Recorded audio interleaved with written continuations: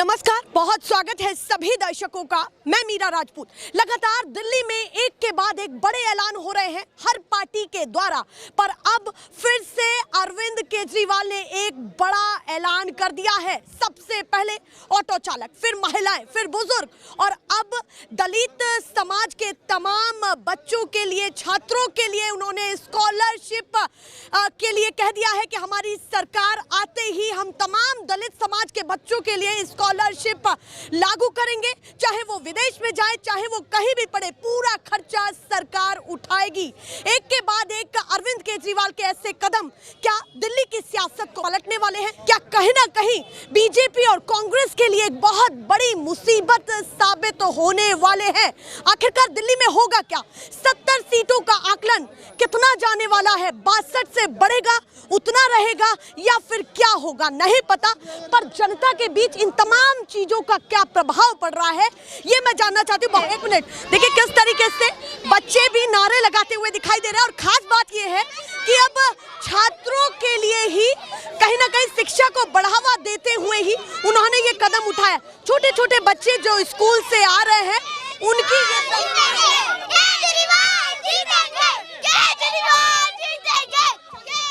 ये पॉपुलैरिटी है। कुछ महिलाएं हैं, उनसे बातचीत करना चाहती हूँ। क्या कहना चाहती हैं? दिल्ली की सियासत इस समय किस पारे? मैं कह रही हूँ कि दिल्ली की नहीं, पूरे देश की सियासत को बदल के रख दिया है श्री अरविंद केजरीवाल जी ने। वो पूरे देश के, पूरे विश्व के एक ऐसे नेता साबित हो रहे हैं जिन्होंने राजनीति के मायने समझा दिए हैं। और राजनीति के मायने क्या होते हैं? राजनीति के मायने सेवा होते हैं और जनता के लिए, जनता के जीवन के स्तर को ऊंचा उठाना होता है। ये उन्होंने अच्छे तरीके से बता दिया। जनता के दिलों में राज करते हैं वो। अंबेडकर जी को लेकर के लगातार सियासत पिछले 3 दिन से हाई है और शायद उसी को मद्देनजर रखते हुए उन्होंने ये कदम उठाया। कैसे देखा जाए कि क्या अरविंद केजरीवाल ने कोई नया स्टंट खेल लिया है या फिर वाकई एक प्रभावित राजनीति करना? स्टंट नहीं खेलते हैं वो। उन्होंने राजनीति की दिशा और दशा बदल दी है इस देश की। वो जानते हैं कि इस देश की जनता को क्या चाहिए, किस वर्ग को क्या चाहिए। और आज का जो घोषणा का जो ऐलान है वो तो भारतीय जनता पार्टी की ओछी राजनीति का एक जवाब है, जो इतने देश के इतने बड़े प्रणेता, शिक्षा क्रांति के प्रणेता डॉक्टर भीमराव अंबेडकर, उनका अपमान करना इतनी बड़ी संसद में, जिन्होंने संसद को बनाया, संसद में बैठने के काबिल बनाया, संसद के मायने बनाए। अगर उन्होंने संविधान ना बनाया होता तो आज इस संसद के कोई मायने नहीं थे। इस संसद में बैठ करके आज आप कानून बना रहे हैं तो उस संविधान के चलते बना रहे हैं। तो आज उन्होंने इतनी ओछी राजनीति की, उस राजनीति के ओछेपन का आज श्री अरविंद केजरीवाल जी ने इतना अच्छा जवाब दिया है कि उनकी शिक्षा के सपने को, कि आज दलित समाज का हर बच्चा विदेश में जाकर के आज अपनी शिक्षा पूरी करेगा, ये हमारे लिए बहुत सौभाग्य का बहुत बड़ी बात है। क्या मानती है कि एक मध्यम वर्गीय परिवार की सबसे बड़ी जो दिक्कत होती है वो बच्चों को पढ़ाने के लिए होती है? बिल्कुल। और विदेशों तक का ऐलान करना कि जो खर्चा होगा, चाहे विदेश में हो चाहे यहाँ पर हो, पूरा खर्चा हो, ये हो पाएगा? अच्छे लोग नहीं अपने बच्चों को पढ़ा पाते हैं, लेकिन अगर केजरीवाल जी इतना बड़ा कदम जो उन्होंने आज तक उठाए हैं, वो उन्होंने अपने हर वादे को पूरा किया है, ये भी संभव करके दिखाएंगे। आज तक देश में किसी राज्य में बिजली फ्री नहीं है, पानी फ्री नहीं है, लेकिन अरविंद जी ने करके दिखाया ना। आप क्या समझती हैं कि बिजली का बिल कोई ऐसे ही पे किया जाता है क्या लोगों के? हाँ, जनता, यही तो सवाल है, इतना पैसा कहाँ से आया? भैया जादूगर क्यों नहीं है? हाँ, बिल्कुल जादूगर है वो, जानते हैं वो पैसे को। एक गृहिणी जानती है, एक अगर पब्लिक का पैसा अगर वो पब्लिक को दे रहे हैं तो वो जानते हैं कि किस तरीके से जनता का पैसा जनता को वापस करना है। जनता का पैसा अगर सही तरीके से जनता को वापस जा रहा है तो इसमें कोई बुराई नहीं है। ये सबसे अच्छी बात है। कुछ कह रही थी, क्या कहना चाहती है? जिस तरीके से ये पैसा जा रहा है, सवाल उठेंगे, रेवड़िया है, खर्च कहीं ना कहीं जो सरकारी पैसा है उसका पूरी तरीके से पैसा ऐसी पानी में बहाया जा रहा है और खर्चीले नेताजी के ये सरकारी पैसा कहाँ से इकट्ठा होता है? पब्लिक देती है ना, वो सरकार का हो जाता है। जब सरकार के पास वो पैसा आ जाता है, सरकार बहुत सोच समझकर, ये केजरीवाल सरकार है, बहुत सोच समझकर खर्च कर रही है। पब्लिक का पैसा पब्लिक को दे रही है। जैसे घर में बाप ने पैसा कमाया, उसके बाद बच्चों को बांटा, इसी तरीके से अगर केजरीवाल को हम लोगों ने पैसा दिया तो वो हम लोगों में तो बांटेगा, विदेश थोड़ा ले जाएगा। मतलब ये लग रहा है कि जो आपका पैसा वापस आ रहा है हमें ही दे रहे हैं, हमारा पैसा हमें दे रहे हैं, उसका मिसयूज नहीं कर रहे। जैसे मोदी कर रहा है अमित शाह कर रहा है, वो मिसयूज केजरीवाल नहीं कर रहा, ना किया है ना करेगा। और जब ये सारी चीजें कही जाती हैं कि दिल्ली सरकार घाटे में आ चुकी है, कोई फिक्र ही नहीं है इनको, तो तब अरे हिंदुस्तान घाटे में चल रहा है, दिल्ली घाटे में नहीं, हिंदुस्तान घाटे में चल रहा है, दिल्ली घाटे में नहीं चल रही। मुझे बताओ कहाँ से चल रही है, आपने कहाँ से देखा? अगर घाटे में चल रही होती तो वो इतनी जो फ्री की रेवड़ियां वो बढ़ती नहीं। चलिए, अभी अमित शाह जी ने ये कहा कि उनका मकसद या फिर ये सब चीजें हवा बनाई जा रही हैं, ऐसा तो कोई इंटेंशन था ही नहीं। और आज वो लोग अंबेडकर जी की बात कर रहे हैं जिन्होंने कभी कोई कदम नहीं उठाया अंबेडकर जी को लेकर। मैंने खुद सुना, अमित शाह जी कह रहे थे कि इतना अगर वो अम्बेडकर कर रहे हैं, भगवान का नाम लेते तो शायद स्वर्ग चले जाते। 7 जन्मों का स्वर्ग मिल जाता, मतलब चिंता करिए भैया, एक मिनट, 7 जन्म किसने देखे हैं उस पूछा जाए? ये कोई बात होना है, नहीं ये कोई बात नहीं है, वो बार है वो नहीं। सम्मान में मैंने क्या कहा, उसने बाबा साहब का सम्मान नहीं किया, उसका कौन सम्मान करेगा? बाबा तो एक भगवान है। अगर बाबा साहब ने संविधान नहीं बनाया होता, आज वो बार संसद में नहीं बैठा होता। चलिए, ऐसे शब्दों का इस्तेमाल ना करें, उनसे बचें। कोशिश ये रहेगी कि बातें पूरी करें। हाँ, आप बताइए, आप क्या कहना चाहती हैं? ये जो बड़ा ऐलान हुआ है, इसको कैसे देखा जाए? थोड़ा आंका जाए या फिर पूरी ही राजनीति को पलट करके रख दिया है? क्योंकि शिक्षा एक ऐसी चीज होती है जो हर परिवार की, हर पेरेंट्स की पहली प्रायोरिटी होती है कि उनके बच्चे अच्छा पढ़े, अच्छा कहीं ना कहीं उनका नाम रोशन करें। और उन्होंने कहा कि विदेशी जो खर्चा होगा वो भी शिक्षा के स्तर पर वो उठाएंगे। बताइए। देखिए, अरविंद जी ने अब तक जितने भी वादे किए हैं वो सारे पूरे किए हैं। हाँ। चाहे वो शिक्षा की हो, बिजली की हो, पानी की हो, स्वास्थ्य की हो, हमारी 2100 रुपये की जो महिला योजना निकाली वो भी पूरी करेंगे। और ये जो अभी आज जो बाबा साहब अम्बेडकर का जो उन्होंने कहा है वो भी पूरा होगा।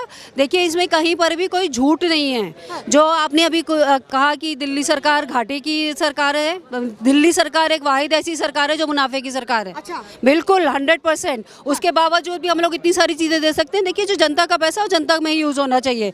हम लोग जो अगर एक माँ एक टॉफ़ी खरीदती है अपने बच्चे के लिए तो उसके ऊपर भी वो टैक्स देती है। वो टैक्स का पैसा अगर जनता के बीच में हम लोग जाकर के वो बांटते हैं, जिसको कि हम लोग शिक्षा और जो 6 रेवड़ियाँ बीजेपी बोलती है, जो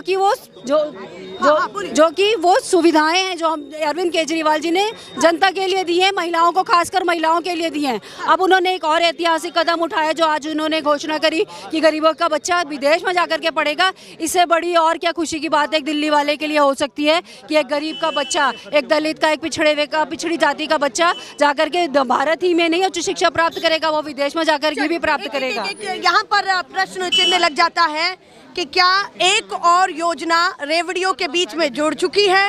एक और नई योजना रेवड़ियों का नाम बनने वाली है। ये रेवड़ियां नहीं है, ये सुविधाएं हैं जो अरविंद केजरीवाल ने दिल्ली की जनता को दी है। उसको अब रेवड़ियों का नाम ले लो, ये भी तो बांट रहे हैं महाराष्ट्र में।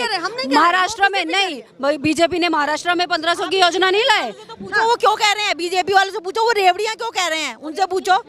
फिर हमसे क्यों कह रही हो आप? ये बताओ, उनसे पूछो। थोड़ा योजना फ्री कर दो, सभी फ्री कर दिया तो सवाल। अरे हमारे पास है, हम दे रहे हैं। वो तो अदानी अंबानी को दे रहे हैं, हमारे यहाँ केजरीवाल पब्लिक को दे रहा है। पब्लिक का अंबानी अदानी को तो नहीं दे रहा। मतलब कोई ना कोई किसी ना किसी को देने में तो लगा ही। अरे अपनी जनता को, अपनी पब्लिक को, अपनी दिल्ली को दे रहा है। अंबानी अदानी को तो नहीं दे रहा, सिर्फ 2 लोगों को तो नहीं दे रहा, पूरी जनता को दे रहा है हर सुविधा। और ये सुविधा जो अरविंद केजरीवाल सुविधा दे रहे हैं, क्या बीजेपी वाले नहीं ले रहे? सबसे पहले भाग के वो लेते हैं ये सुविधाएं। अच्छा, हाँ, ये ध्यान रखना। आप मानते हैं कि जो बीजेपी समर्थित लोग हैं, हाँ, वो भी ले रहे हैं। बिल्कुल, उन योजनाओं का लाभ उठाते हैं, हमें फोन करते हैं, हाँ जी ये योजना आ रही है हमारी, कब करवा रहे हो? ये योजना आई है हमारी, कब करवा रहे हो? बीजेपी वाले फोन करते हैं हमें। चलिए भैया, ये क्या सब सारी चीजें इनका कंक्लूजन मिलाकर के बना जाए तो कहीं ना कहीं चुनाव जो दिल्ली का है वो वाकई लग रहा है कि देश की राजधानी है और कुछ अलग ही दिखने वाला है। आखिरी कुछ कहना चाहती हैं? जाते जाते मैं बताऊं, इस बार मैं आपको एक खास बता दूं, बीजेपी वाले जो समर्थक हैं वो खुद इतने परेशान हैं, ये अंदर की बात है। इस बार बीजेपी भी हमारे साथ है। अच्छा, इन योजनाओं के हाँ, बिल्कुल हमारे साथ है। दिल्ली की सारी महिलाएं बहुत ज्यादा खुश हैं। लगता नहीं है, वो हमसे कह रहे हैं, हमें बता रहे हैं इस बार फूल नीचे रखेंगे, झाड़ू तुम्हारा ऊपर रखेंगे। आपको बीजेपी के लोगों की बड़ी इनसाइड स्टोरी पता होती है? नहीं पता होती है, क्यों नहीं पता होती? हमारे क्या है इनसाइड स्टोरी? जुड़े होते हैं। देखिए, दिल्ली सरकार ने इतने अधिक काम कराए हैं पिछले 10 सालों में। 200 यूनिट तक फ्री बिजली देने का वादा किया, आज तक 200 यूनिट बिजली फ्री मिल रही है। महिलाओं को लिए डीटीसी बसों में फ्री यात्रा का वादा किया, आज तक फ्री यात्रा मिल रही है। तो बीजेपी के जो कार्यकर्ता है ना, वो भी तो आम व्यक्ति हैं, तो वो योजनाओं का लाभ मिल रहा है। ऑन दी कैमरा तो चाहे ना बोले, लेकिन वो ऑफ कैमरा वो बोलते हैं। अमित शाह जी का जो बयान निकल करके सामने आया, इस पर क्या कहना चाहते हैं? क्योंकि अमित शाह जी ने साफ तौर पर कह दिया है कि विपक्ष केवल राजनीति कर रहा है और इनमें कोई सच्चाई नहीं है कि भाई वो अंबेडकर जी का कहीं ना कहीं सम्मान नहीं करते। देखिए, अमित शाह जी का जो बयान है, उन्होंने अंबेडकर, बाबा साहब अंबेडकर की जो प्रतिभा है, उन्होंने जो संविधान की रचना की, उस सारे पर उन्होंने पानी फेर दिया अमित शाह जी ने, ये कह के कि अंबेडकर की रट लगाए रखते हैं। चुनाव के समय में बीजेपी ने अपने ही पैर पर कुल्हाड़ी मारी। हाँ जी, बिल्कुल, क्योंकि ऐसा उन्हें नहीं बोलना चाहिए। और अब वो माफी भी नहीं मांग रहे। इसका मतलब क्या कि वो तो अड़े हुए हैं अपनी बात पर। अमित शाह अपनी बात पर अड़े हुए हैं। से भी काम चल जाएगा। कोई आदमी मान लो, कई बार मान लो मुंह से निकल गया, आदमी माफी मांग लेगा, तो बात खत्म हो जाती है। लेकिन इसका मतलब क्या है, वो तो अपनी बात पे अड़े हुए हैं और वो आगे भी ऐसे ही अपमान करते रहेंगे, ऐसी उनकी धारणा लगती है हमें। देखिए किस तरीके से अंबेडकर बयान पर और अंबेडकर मामले पर लगातार सियासत हो रही है, पर कहीं ना कहीं केजरीवाल ने उसी को मुद्दा बना करके अंबेडकर मामले को लेकर के उन्होंने सीधे स्कॉलरशिप की योजना की शुरुआत कर दी है कि जो खास करके दलित, और क्लियरली मैं ये बोल रही हूँ कि जो दलित समाज से बच्चे आते हैं उनके लिए स्कॉलरशिप की व्यवस्था दिल्ली सरकार करेगी, वो भी तब जब अरविंद जी की सरकार बनेगी। यानी कि अगर आम आदमी पार्टी की सरकार बनती है तो वो ये बड़ा कदम उठाने वाले हैं, चाहे विदेशी खर्चा हो। उनका कहना है कि जो दिक्कतें भूतकाल में बाबा साहेब आम्बेडकर को उठानी पड़ी शिक्षा को लेकर के, वो आज के वर्तमान के भारत में दलित समाज के बच्चों को ना उठानी पड़ेगी। तमाम चीजें चल रही हैं, पर अब अगला दिन राजनीति का कैसा होगा दिल्ली में, ये देखना होगा। पर फिलहाल के लिए नमस्कार।